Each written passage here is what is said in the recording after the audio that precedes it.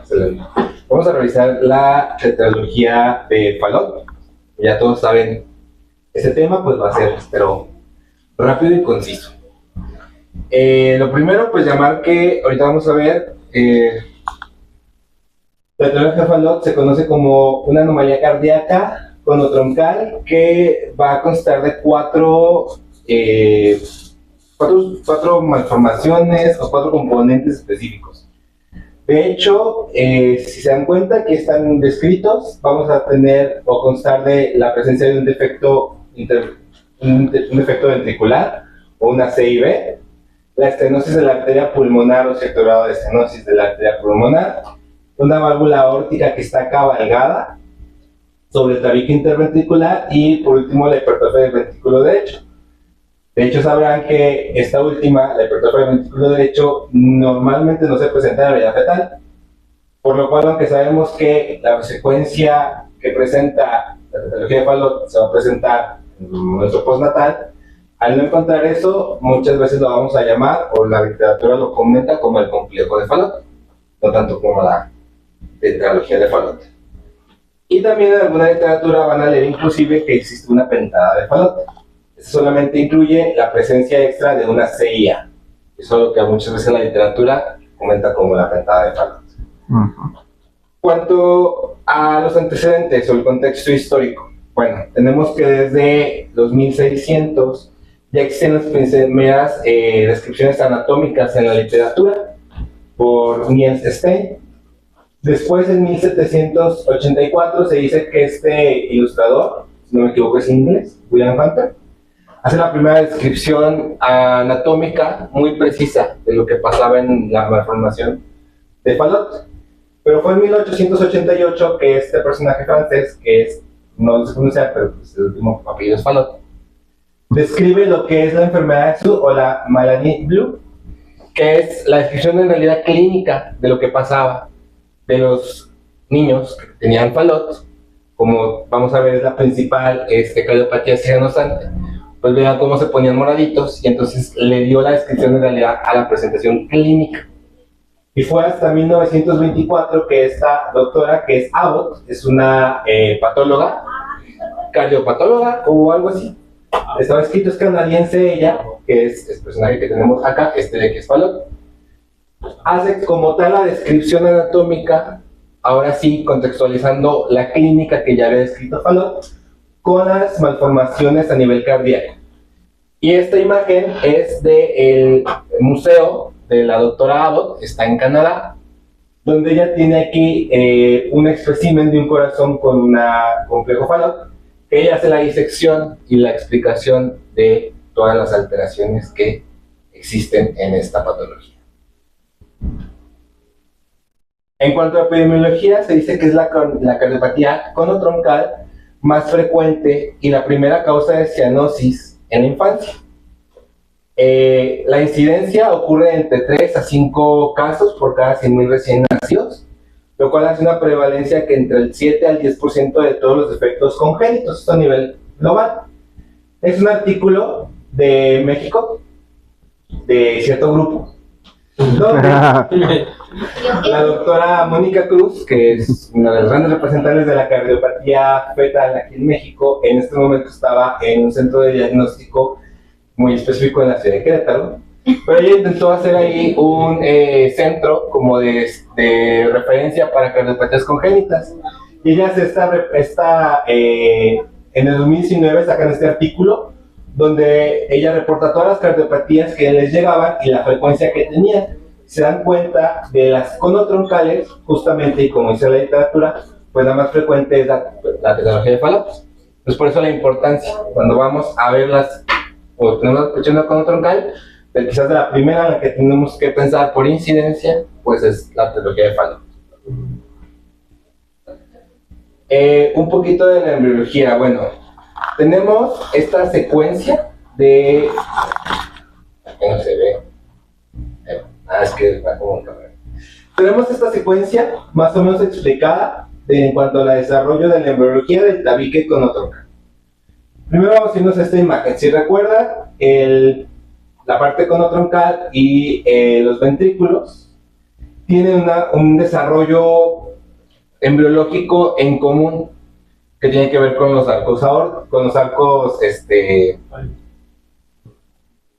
con el tubo cardíaco, Campos cardíacos. con los campos cardíacos, perdón, ¿qué es eso?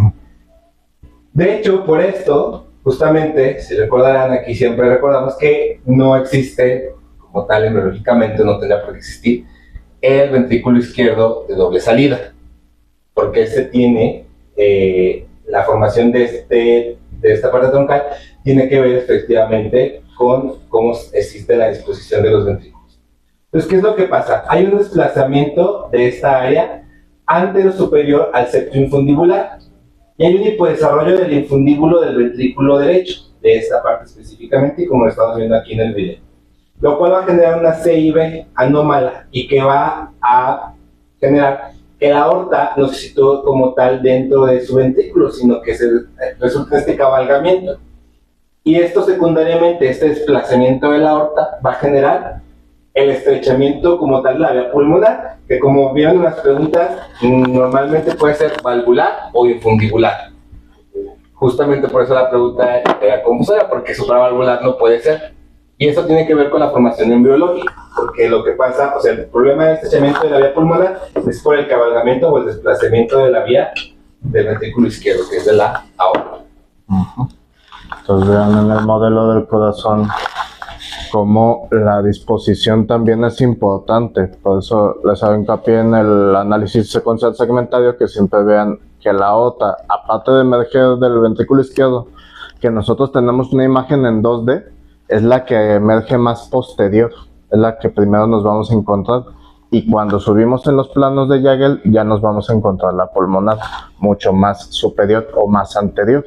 Entonces, cuando no hace esta correcta rotación, esta correcta alineación, y aparte existe un defecto septal, pues podemos tener un cabalgamiento. Se puede ir un poquito más el cono tronco hacia el lado derecho y la aorta alinearse hacia ese punto.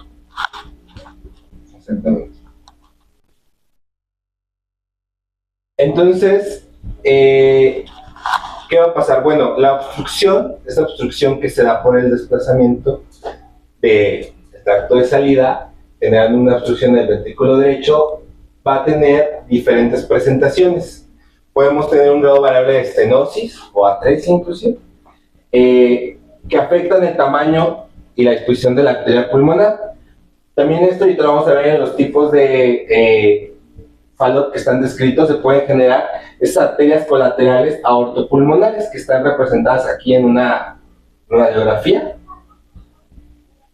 La CIB amplia, que normalmente va a tener regularmente va a ser no restrictiva y perimembranosa, y pues la raíz aórtica va a estar cabalgada y normalmente aumentará de tamaño porque va a recibir sangre de ambos ventrículos.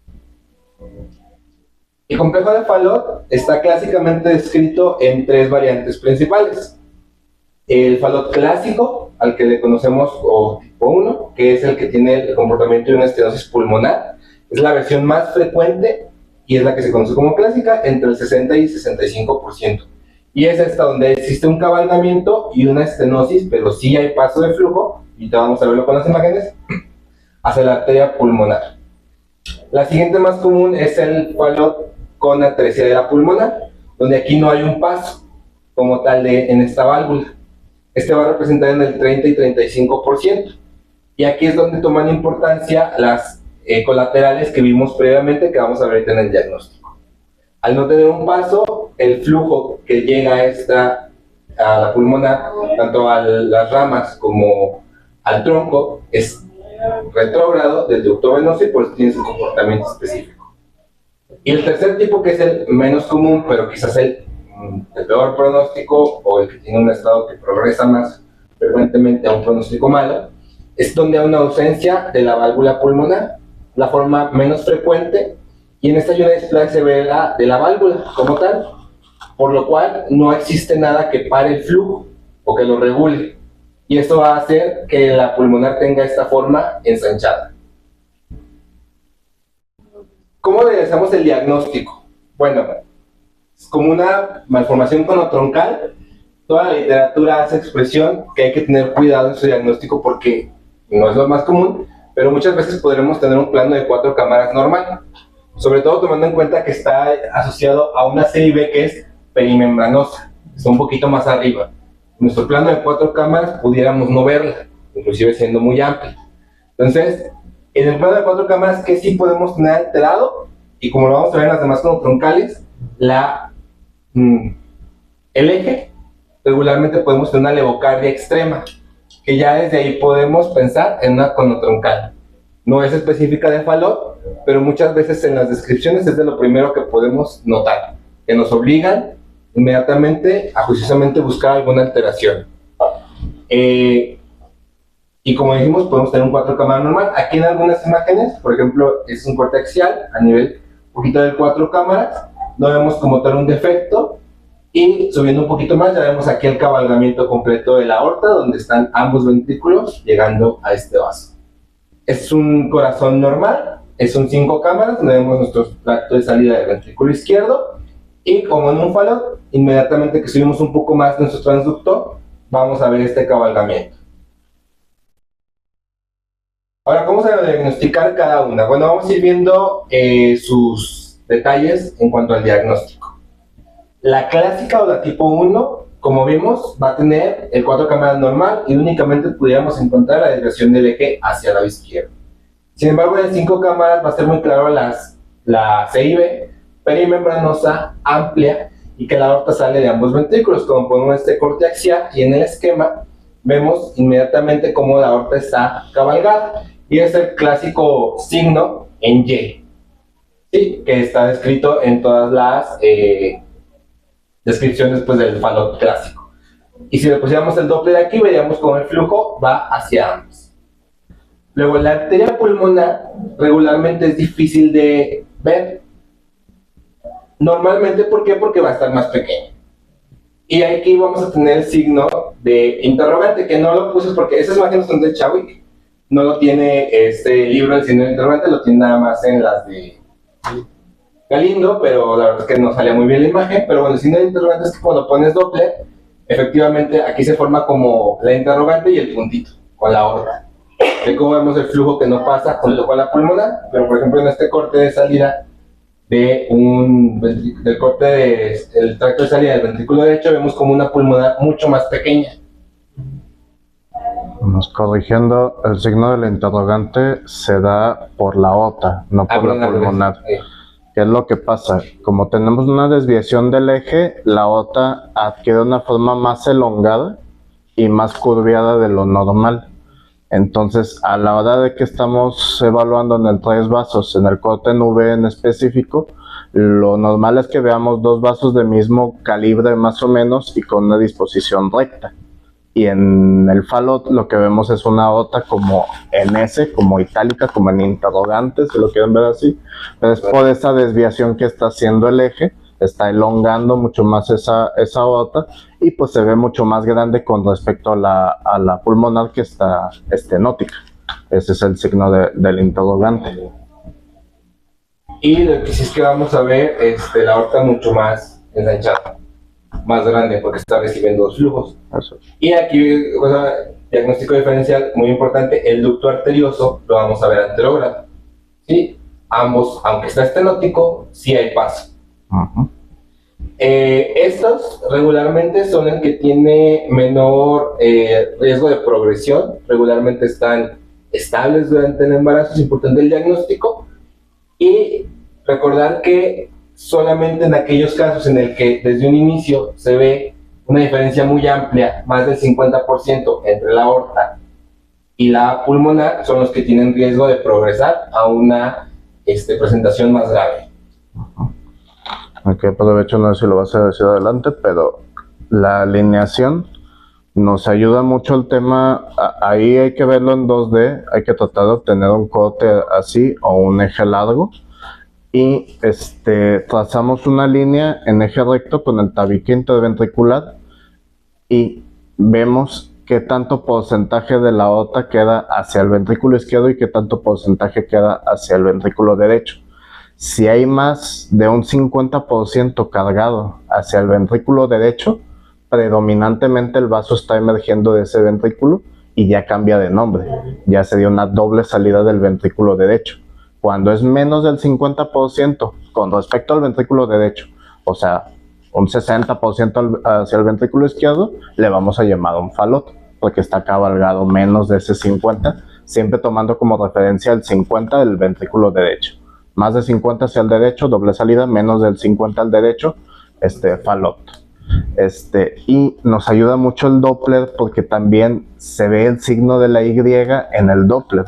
Vemos cómo se reparte el flujo de forma equitativa entre los dos ventrículos. A diferencia de la doble salida que vemos que casi no hay paso hacia el ventrículo izquierdo y los dos vasos están emergiendo del ventrículo derecho. Ahí ya no vemos el signo de la Y.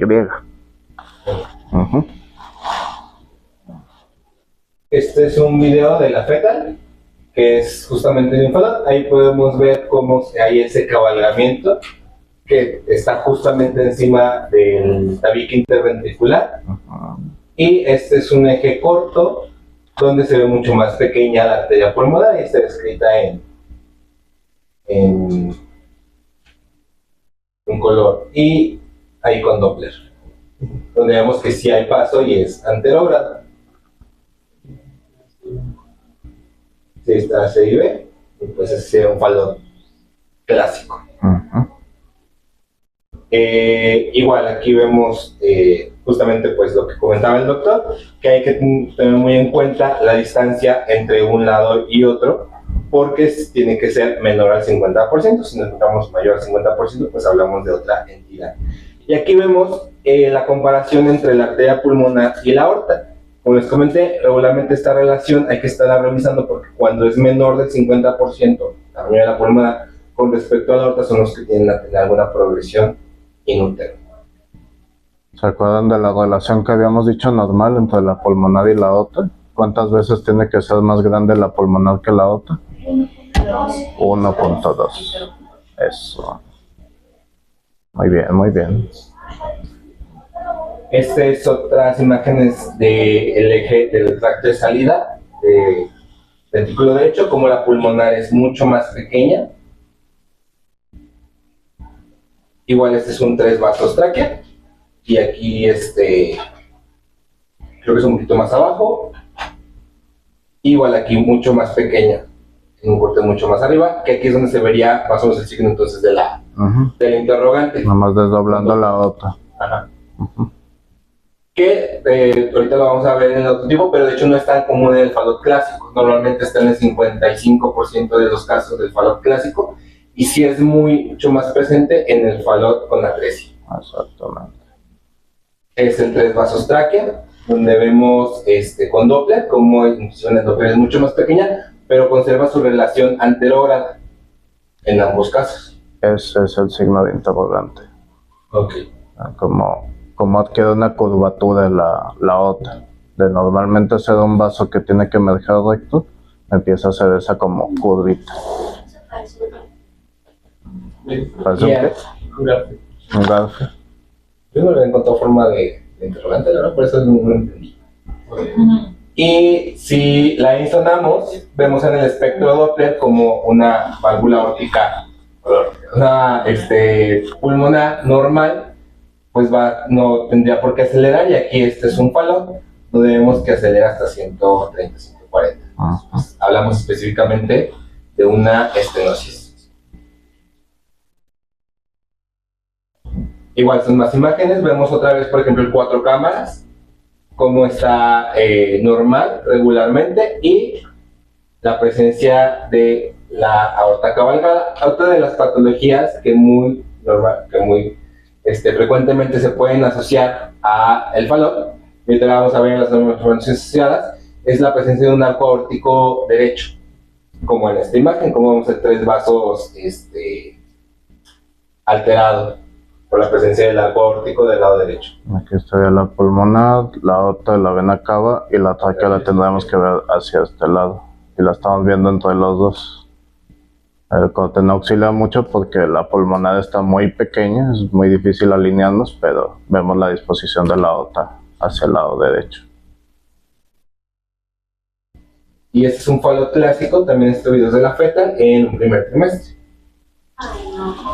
Entonces, aquí se puede ver la aorta cabalgada, estos son los ventrículos. Clarísimo. Lo tomó mi maestro Gratatos. Esta jura de ellos que es la pulmonar, mucho más pequeña. Listo, va a salir en YouTube. Ustedes no lo ven aquí. Pero brilla en ganancias diferentes. Hacía falta que le bajaran un poquito las ganancias. Las que son el SAO. Pero les recomiendo ver los videos de, o sea, no específicamente, pero la verdad es que la FETA sí tiene muy buenos videos. La iShop también, pero lo malo de la iShop es que no los puedes como descargar.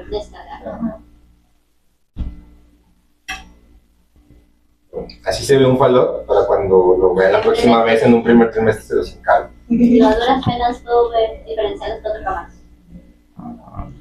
Bueno, el siguiente tipo que quedamos que es el siguiente en frecuencia, atresia pulmonar. Otra vez, 4 cámaras, pudiera ser normal, únicamente una desviación del eje a la izquierda, el 5 cámaras con una CIB perimembranosa amplia. Y aquí la diferencia es el tracto de salida del ventrículo derecho y el 3 vasos tráquea. ¿Por qué? Porque la pulmonar va a ser difícil de identificar. De hecho, aquí es donde normalmente está el signo de la interrogante, hasta en un 90%. O el signo de las alas de gaviota, que ahorita más adelante, si no me equivoco, tengo una foto. Y aquí el ducto arterioso, en este caso, pues se ve reverso. Otra vez vemos las imágenes, un 5 cámaras prácticamente donde vemos la Y, igual al Doppler. Y aquí vemos la aorta y muy pequeña de este lado, un vasito que como que hace 2 ramas y tenemos la pulmonar.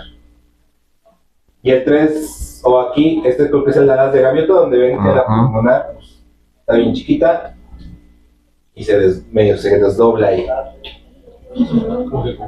La gaviota vista de frente, o sea, las Sí, alitas. Dice que este es el tronco y son las... Ajá, o sea, están muy delgadas las ramas pulmonares. El tronco pulmonar está muy distante de la confluencia de las ramas, por eso se ve como una gaviota de esas que dibujan en los animes y eso. Ándale. Las gaviotas en la película de la serie. Como las que dibujan en el cielo. Sí, así es, nomás de línea. Sí, yo me quedé, pues, que no se pone a hablar con la sirenita y todo. Sí, salen así. Ok. Esta imagen es un corte de 5 cámaras, igual vemos el Doppler, como hace aquí la aorta, ambos llenados. Y el 3 vasos tráqueos, se dan cuenta, a veces no se identifica, pues la pulmonar está aquí, chiquita, la aorta mucho más grande. Y pues la presencia de la tráquea de este lado. Este es un corte sagital. Me quedé pensando que esta es una vena cava izquierda persistente. Sí, Sí. ya dije, es un 4. Bueno, es un corte sagital donde vamos a ver estas uniones, estas conexiones anómalas que se hacen entre la circulación pulmonar y la aorta. Y estas son muy importantes porque tienen un valor pronóstico para el tratamiento quirúrgico posterior. Normalmente son infrecuentes en la forma clásica, pero en esta forma que es la atresia suelen estar presentes. Y la verdad es que el diagnóstico, lo marcaba la literatura prenatal, es muy complejo, es muy difícil hacerlo.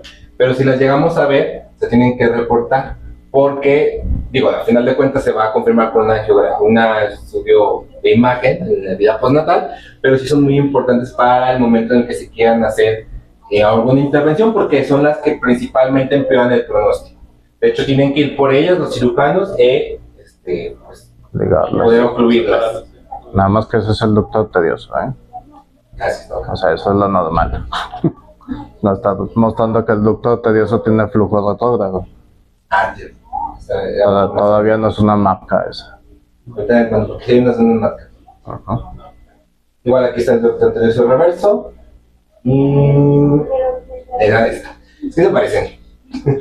Bueno, eso es un arco. Son difíciles. Donde aquí se supone, los de Chadwick dice que esta es una marca. O sea, que vamos a definir como una MAPCA cualquier vaso que emerja directamente de la aorta que esté dando nutrición hacia las ramas pulmonares. Entonces, a obtener un corte de los 3 vasos tráquea donde veamos el vasito directamente está difícil. Nos tenemos que auxiliar mucho de cortes sagitales, de cortes coronales. Incluso los mismos autores nos dicen que puede tener uso el stick para demostrar estas conexiones. Pero es como en el secuestro pulmonar. Sí, ándale. Es el stick, stick donde tratan de demostrar la presencia de las marcas. Es demostrar que existe un vaso que emerge directamente de la aorta y está nutriendo hacia las pulmonares. Ajá, pues como en este caso ahí están las alas de gaviota y ahí está el vaso que aparentemente como que estaría emergiendo.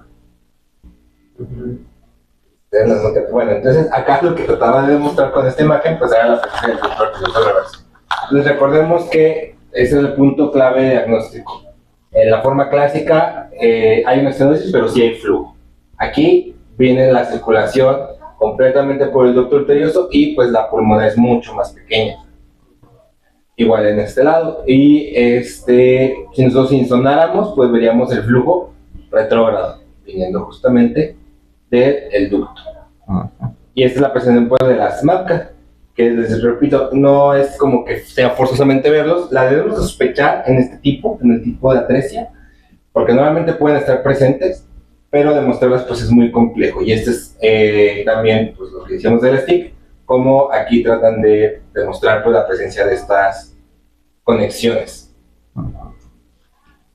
Hemodinámicamente se parece mucho a las fístulas ventrículo-coronarias.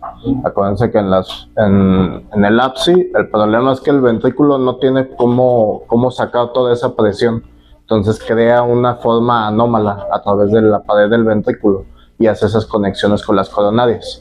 Aquí como tenemos una CIB amplia pero una atresia pulmonar, la pulmonar está tratando de nutrirse de alguna forma y si el ducto arterioso no le es suficiente, está buscando conexiones anómalas a través de la aorta directamente. Está haciendo como un segundo ducto arterioso, por decirlo así. Entonces, frecuentemente cuando ven estas variedades de atresia es cuando como que el mismo corazón trata de nutrir a su pulmonar como pueda. Exactamente. Y la otra, que es quizás la más rara, se distancia mucho en cuanto a la presentación, pues es la ausencia de la válvula pulmonar.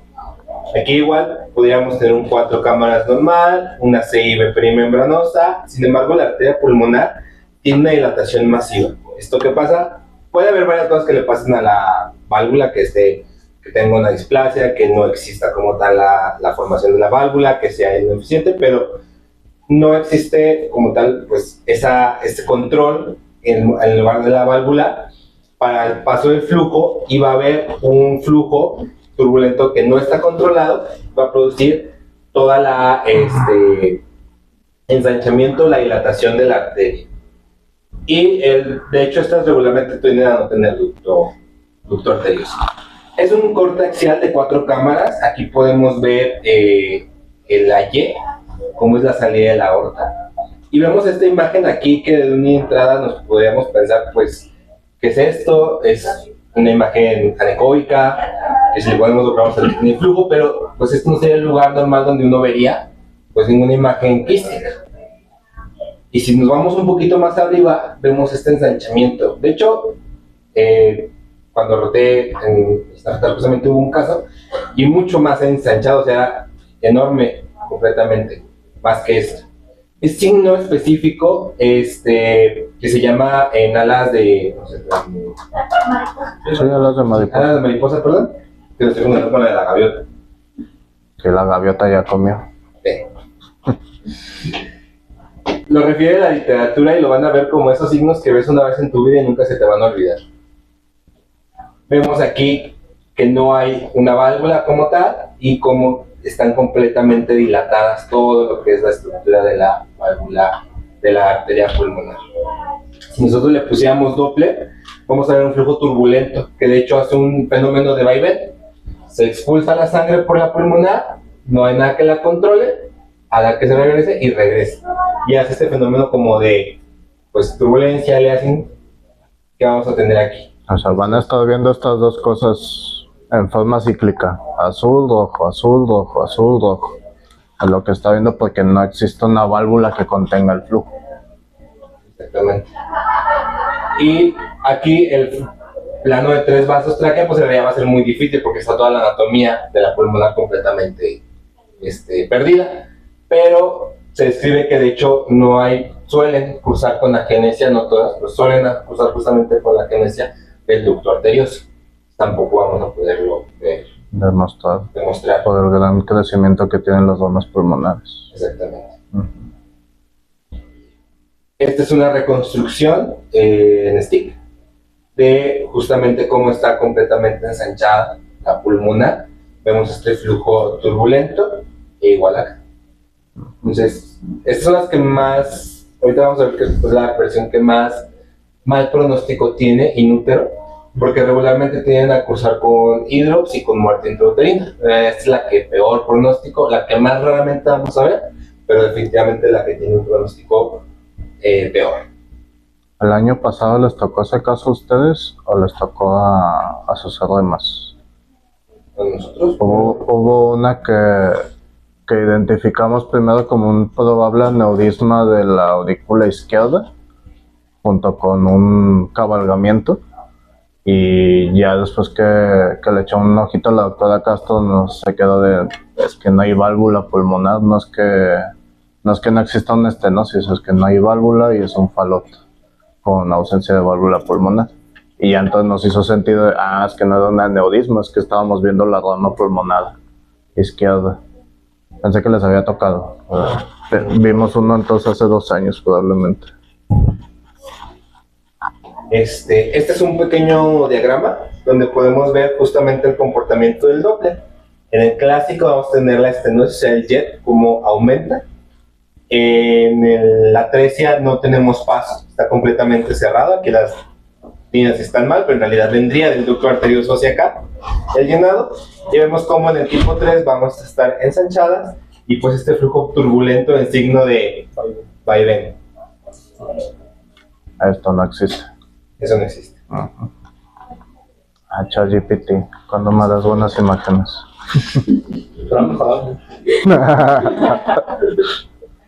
Anomalías asociadas.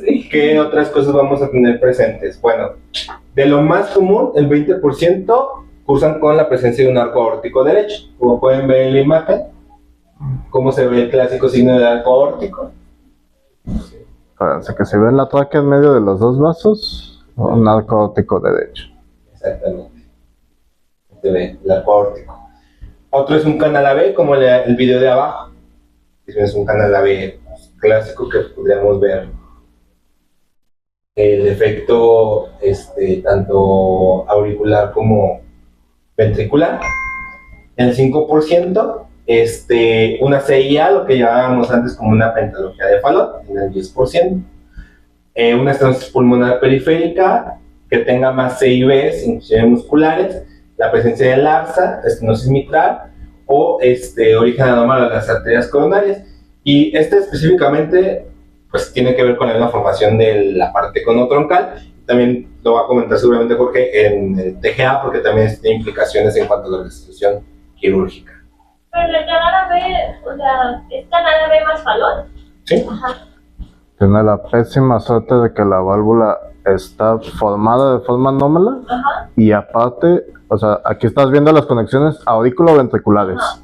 En las conexiones ventriculoarteriales tienes una aorta cabalgando sobre la misma CIB. Gigante, todo está cabalgando. Sí. ¿Sí? Ah.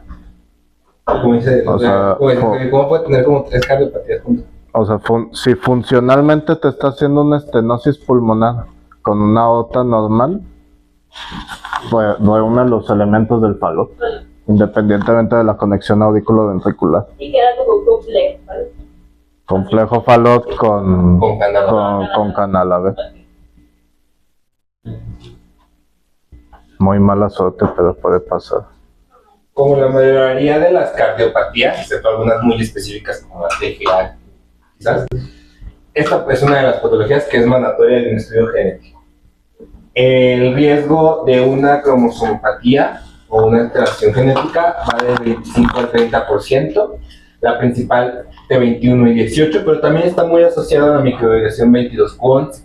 Por eso, en teoría, todos los follow deberíamos usar es un fish, porque eso no nos va a salir en el cariotipo clásico que hacemos aquí. También tenemos que ver otras asociaciones no genéticas, sino sindrómicas, como el Bacter, el Noonan, las asociaciones Charge, el síndrome de Adams-Oliver y el síndrome de Williams-Bonney. Y para la orientación que vamos a tener con estos pacientes, pues debemos saber que existe un riesgo de recurrencia en otro hermano del afectado de un 3%. Y también, como es una patología que regularmente si supera no tiene tan mal pronóstico, ahorita vamos a hablar de eso, tampoco es raro y en la literatura van a encontrar muchas veces cómo abordar a una paciente obstétrica que tuvo Fallot y se operó. Entonces también no va a ser raro que tengamos una paciente que usó con Fallot y que se embarace. Entonces el riesgo de cardiopatías en este caso tiende a ser un poquito mayor, del 3 al 4.8%. Diagnósticos diferenciales, ¿qué es lo primero que tenemos que pensar? Yo creo que el principal sería la presencia de una CIB mal alineada. O sea, todas las CIBs perimembranosas, por dos son amplias, pueden tener un grado de cabalgamiento, pero la alteración embriológica no es la misma. Recuerden que aquí el problema, por eso me reserva la embriología, es un problema en cómo se situó ese giro que da la parte troncal, y en esta solamente pues es una alteración del tabique interventricular. Entonces no debe tener el mismo comportamiento, no se va a asociar, aunque sea una CIB amplia, mal alineada, que tenga cierto cabalgamiento, a todo lo que tiene que ver con la disfunción, bueno, con la obstrucción del tracto de salida del ventrículo derecho. También podemos tener, como dijo el doctor, la presencia de un ventrículo derecho de doble salida, pues tipo Fallot. Aquí específicamente podemos tener el comportamiento de la obstrucción del tronco del tracto de salida del ventrículo derecho, pero vemos que hay un cabalgamiento mayor del 50%. Justamente ahí, pues, el cambio de nombre. Y el tronco arterioso también lo comenta Galindo como una... Bueno, aquí si se dan cuenta, están mal alineados. Me llama mucho la atención aquí cuando los comenta. Además de todo, están mal alineados, mal puestos los vasos. El tronco arterioso, más bien lo comenta, y cuando veamos tronco arterioso en realidad es por su dificultad diagnóstica. ¿Por qué la diagnóstico diferencial? Porque vamos a ser el único vaso que podemos entonces pensar que la pulmonar sí exista, pero no la vemos porque está muy pequeña. O que las ramas salgan, o solo veamos una rama, como son algunas variantes del tronco arterioso. Y aquí el diagnóstico creo que es más complejo del tronco arterioso que del Fallot, pero también se toma como un diagnóstico diferencial. ¿Qué manejo se le da a estos pacientes? En caso de que la estenosis no sea severa, o no es una atresia como tal, pues espera que no haya un empeoramiento y que la pulmonar sí crezca. Digo, va a estar siempre más pequeña, va a haber un grado de hipoplasia, pero sí se espera que crezca. Pero si no hay una válvula, que es el tipo 3, pues es la que más tiende a tener un mal pronóstico y puede fallecer in útero, de hecho. Aquí el seguimiento ecográfico específico tendrá que ser más o menos, lo mencioné, entre 4 a 6 semanas. El seguimiento ecográfico se basa justamente en ver cómo se va desarrollando esta válvula. Darle el seguimiento a las medidas de la válvula, de la arteria pulmonar, para ver que se vaya desarrollando y ver el flujo del ducto arterioso, ver que efectivamente siga anterogrado.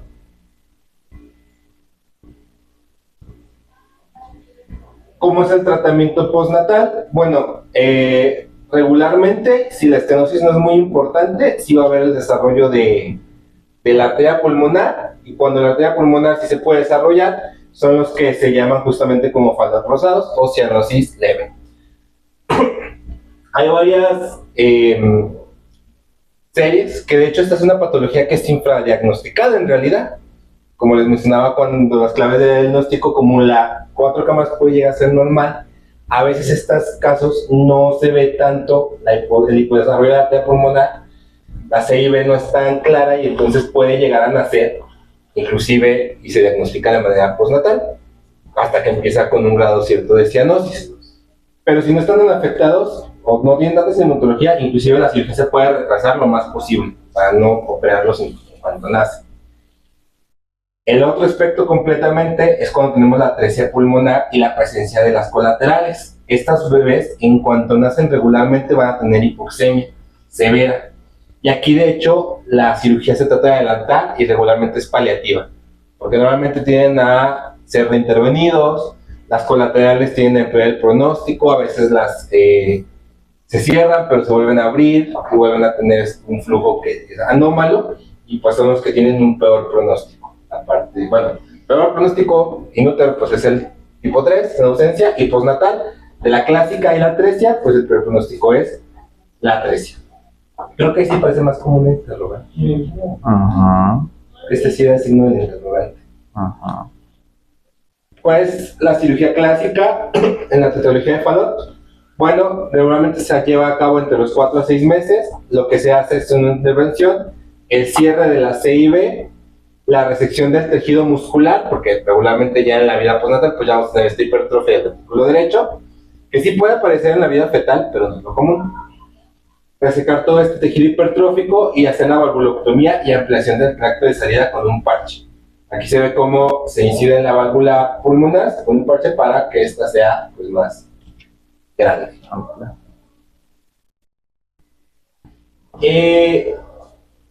En caso de que sea necesaria una cirugía paliativa al nacimiento, o sea que tenga una gravedad importante de hipoxia, como vemos en la atresia, lo que se hace es una cirugía paliativa donde se coloca un stent en el ducto arterioso, o como ya vimos en la vida prenatal, pues es una cardiopatía ducto dependiente. Entonces se coloca el stent para que siga llegando flujo a los pulmones, y aquí está indicada la cirugía de Bacloch-Taussig, que es la fístula, que ya habíamos visto en otras patologías, que se hace para mantener este llenado de la arteria pulmonar. Y pronósticamente lo más importante es la presencia de las colaterales. Si hay colaterales, el pronóstico es aún más sombrío. Y finalmente, este es un cuadro como de las diferencias entre una y otra.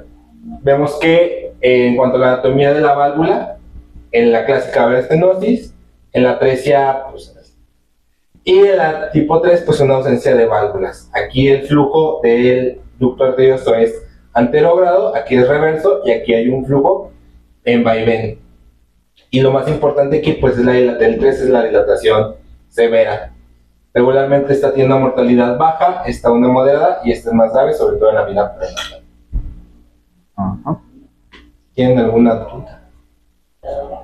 Regresa un poquito, 2 diapositivas, una antes.